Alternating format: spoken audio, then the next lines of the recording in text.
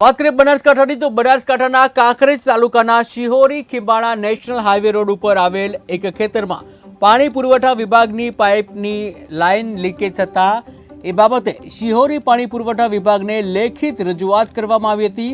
ત્યારે હવે શું કાર્યવાહી કરવામાં આવશે કે કેમ, જો કે હાલમાં તો લાખો લીટર પાણી વહી રહ્યું છે અને ઉમેદજી ઠાકોરના ખેતરમાં લીકેજ થતા મગફળીના પાકને નુકસાન થતું હતું। ત્યારે હવે બટાકાના વાવેતર કરવાનું છે, પરંતુ પાણી લીકેજને કારણે વાવેતર થઈ શકે તેમ નથી અને પોતાની વેદના વર્ણવી હતી। અને જેમાં સૌથી અગત્યની બાબત વિશે વાત કરવામાં આવે તો શિહોરી પાણી પુરવઠા વિભાગ દ્વારા જે તે વિસ્તારમાં કોન્ટ્રાક્ટરને પાઇપલાઇનની જવાબદારી આપવામાં આવેલી છે અને હવે એક તરફ ખેડૂતોના ખેતરમાંથી પસાર થતી પાણી પુરવઠા વિભાગની પાણીની પાઇપલાઇનમાં ભંગાણ પડતા લેખિત રજૂઆત કરવામાં આવી હતી, જ્યાં લેખિત અરજીઓ કરવા છતાં રિપેરિંગ કામ કરવામાં આવ્યું નથી અને સરખા જવાબ પણ આપવામાં આવ્યા નથી।